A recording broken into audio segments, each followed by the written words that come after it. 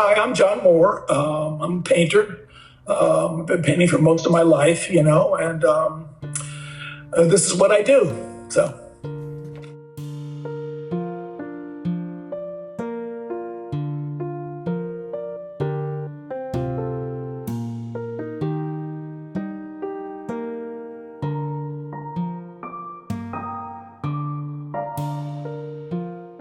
When Romulus Linney died, his obituary in the New York Times stated that his work was centered on exploring the working-class background of his upbringing. I grew up in St. Louis. My father was a mailman. My mother a secretary working in City Hall in St. Louis and deeply involved in Democratic politics. I had a brother and two sisters. My family was very clannish Irish Catholic, as were most of my friends.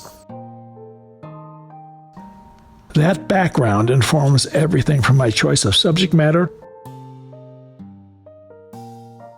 to the accessibility of the representational style in which I work.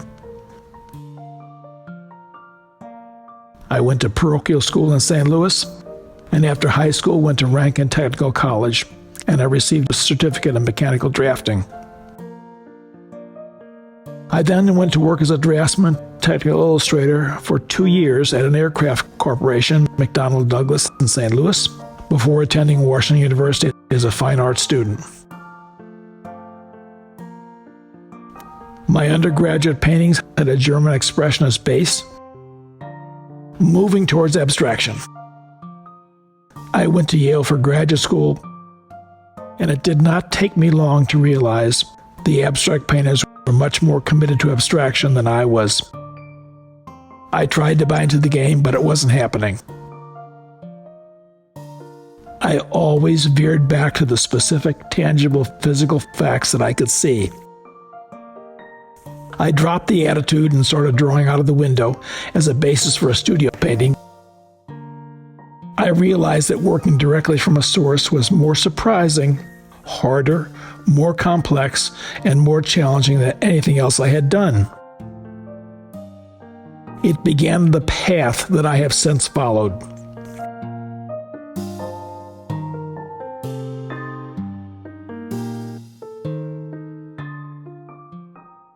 One point along that path was John's amazing show at Philadelphia's Laux Gallery last December. So let's temporarily abandon 20-something John in his studio at Yale and take a look at 81-year-old John's recent show. You said you recognize that bridge. What is it?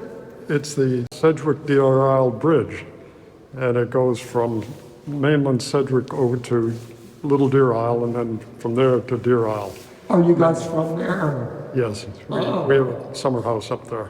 Yes, and it's very recognizable. Does he have a place up there too, or do you think? He lives in Belfast. Oh, is that Which is far an away? hour and a half south. Okay. He lives and works in Belfast. And I think he collages images together, like it's not That's one. correct. Yeah, it seems that way. So if you drove there, it wouldn't look exactly like that. I would say that's correct. Thank you very much.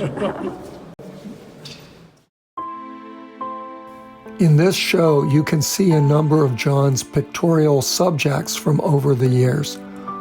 Urban decay. Looking outside from inside. The interplay of the man-made and nature. And what I think of as barriers to seeing. He's done a number of paintings of how glass blocks can reveal but also distort the outside world.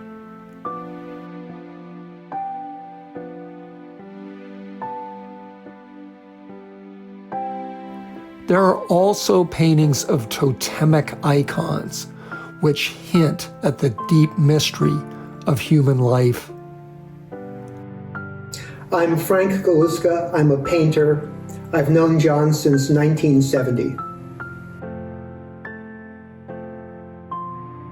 There is a stoicism in his work and a masculinity in its directness. The color and brushwork is not showy, as if trying to be cleansed of style. Pared down to the honest, naked process of direct painting and direct observation, and the translation into a kind of visual democracy, arranged into a republic of forms. The viewer's patience is rewarded. His paintings can be looked at forever. Now let's rejoin John as he's finishing up at Yale and about to move to Philadelphia, a city renowned for its strong realist tradition. When I first went to Philadelphia, I thought, oh, I've come to realist heaven, coming from Yale anyway, for sure. Oak Lane is a painting that I started in graduate school and finished a year later. The work is 8 by 12 feet. The room is my Yale studio. My wife Sandra is the model. After graduate school, I spent the next few years in the early 70s painting the figure, still life, and studio interiors from direct observation, with the intention to understand what seeing means and to acquire the skills necessary to describe it on canvas. So still life was John's vehicle for learning how to paint representationally, but he thought of these paintings as tabletop landscapes. In the late 70s, I had spent summer mornings drawing and painting watercolors on the 7th floor balcony at Temple University in North Philadelphia, overlooking a fading manufacturing district. That summer, an oral history series about the Great Migration from the rural South to the factories in the North was playing on the radio. People that had done the heavy work in the factories that were now in various states of disuse described with immense dignity their memories of working on these sites.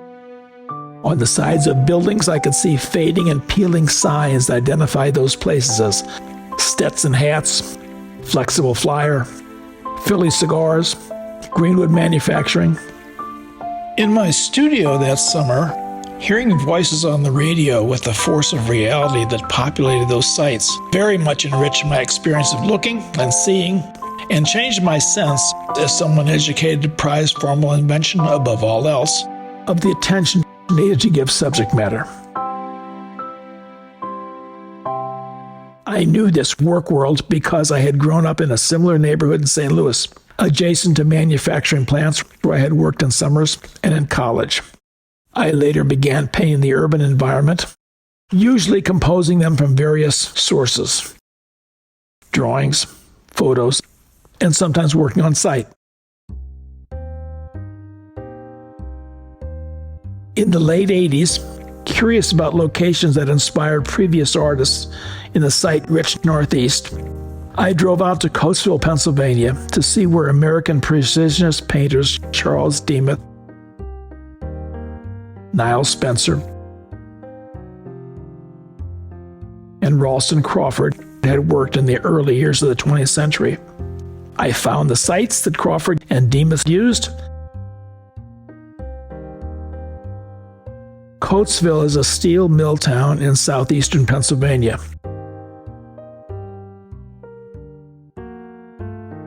When I stepped out of the car, I immediately knew the sights, sounds, and smells of this environment.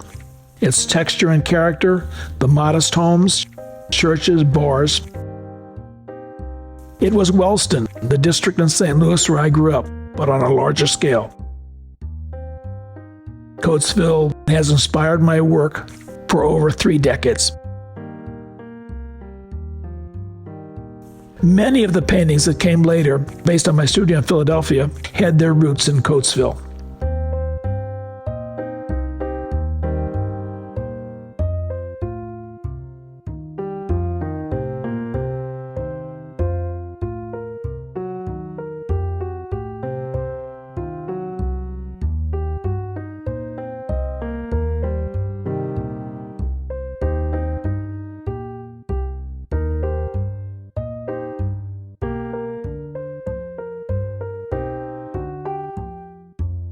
I am very much a studio painter. My large paintings have been painted in studios in Philadelphia, Boston, or Maine, and the window as a portal to a wider world has been a motif that I've used since I was painting in New Haven from a window view at Yale. The studio window was a touch point, a directly observed physical fact against which the imagined outside was measured. Pierre Roy, the French painter from the first half of the 20th century, frequently fused direct observation with invented reality. The large interior Thursday is partially based on my Philadelphia studio, with the window on the left looking out at Philadelphia and a window on the right looking out at San Francisco.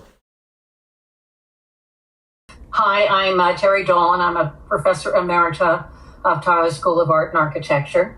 And I met John when I began teaching there in the 1970s. You wrote the book on John Moore. Yes, I wrote Inventing Reality. Actually, a friend of mine has pointed out you can't invent reality. And I said, oh, yes, you can, because John has done it. One of the things that I find so moving about his work is the strangeness of it. And it turns out that he will take different parts of the world and join them in a single painting. That's where I say he invents reality, when I found out that that's what he did. Map one side onto another and gives it a kind of cultural richness that a straightforward view or a photorealistic view would not give you. You had said something about looking at a slide of one of his paintings. I remember very early on sitting in my tiny little office at Tyler, holding it up to the light and saying, John, what am I looking at here? And he said, oh, that's my office in Boston. Well, you got a nice view out of there. He said, oh, no, that's Barcelona. And I said, well, what are the things on the windowsill? He said, it's an old factory building that I painted, and those are discarded things from a chemistry lab upstairs. He had talked about his love of Spanish painting and Miro. It didn't take me long to put that together with Miro's The Farm. And I called him. I said, John, you could have told me. He said, no, that's for you to find out. He wasn't going to reveal his sources. Terry Dolan met John Moore at Tyler School of Art, which is just one of many institutions where John has taught over the years. I have taught terrific students at Temple University's Tyler School of Art in Philadelphia,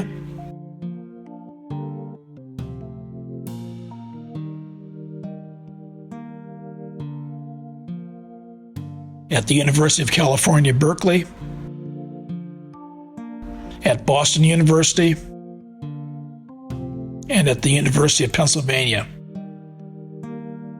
I've always loved the privilege of being around young artists. Teaching undergraduate students the tradition, craft, and fundamentals of painting is always surprising, and working with graduate students has required me to be continually aware and up to date with new forms and ideas in the contemporary practice of art.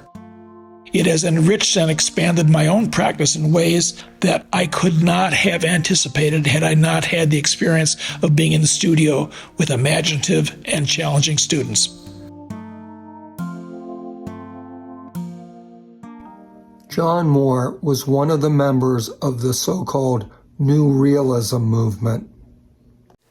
These artists were rebelling against the dogmatic modernist abstraction of their teachers. John said, I had been at Yale, of course, at the height of minimalism. When I talked to some of my classmates about this, I didn't really feel like I learned a lot there except attitude. When I started to teach, I had to reteach myself all the fundamental things. Some of the New Realists were hardcore in their rejection of modernism. But was John?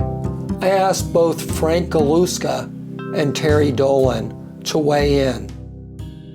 The problem for realism in 1970 was that it was a repudiation of modernism, which was not, I think, what he wanted his realism to be.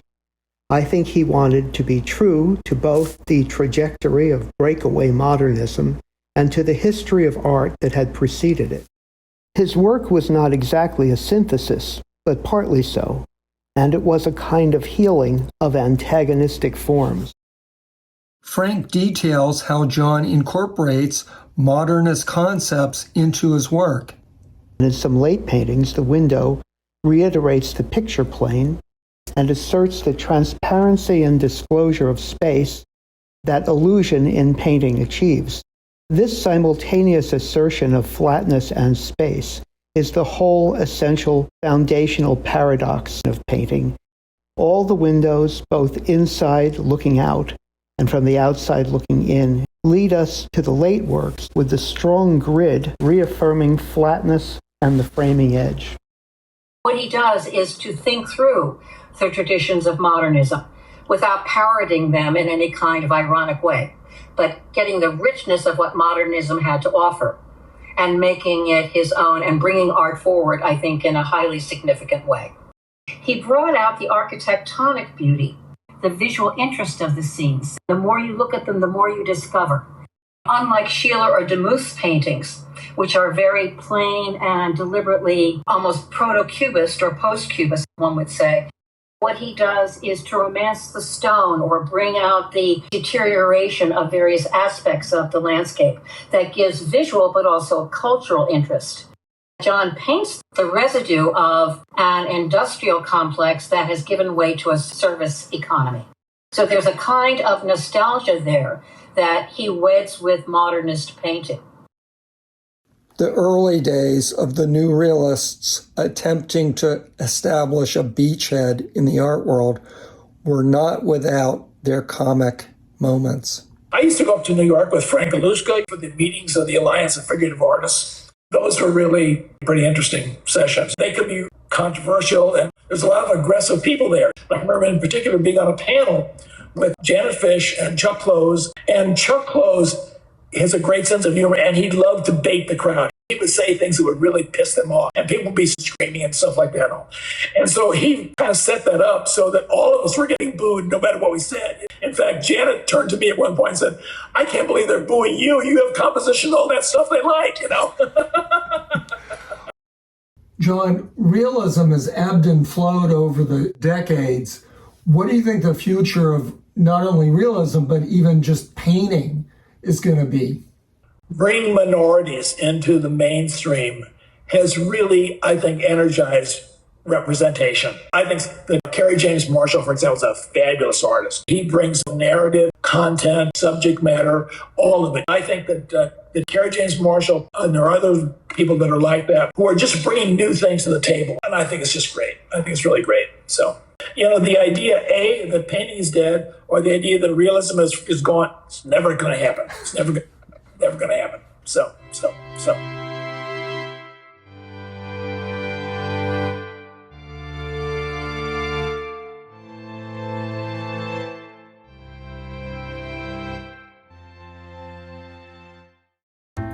John Moore told me that he feels more comfortable in urban environments than in natural ones.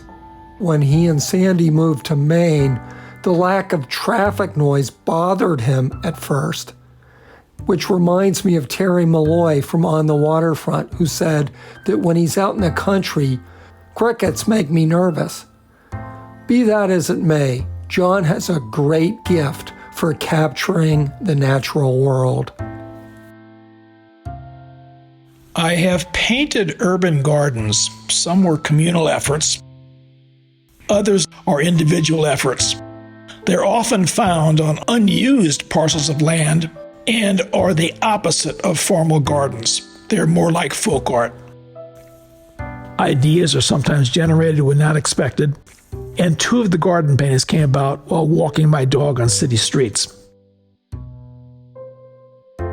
Erie Evening was found at a site in Connet, Ohio, while on a cross-country trip, where a small garden was intended to beautify an overlook of a shipping channel on Lake Erie. The Italian Garden is a composite of various sites near Bar Harbor in Maine. I have come to think that there is an Irish melancholy in my genetic makeup that periodically reveals itself.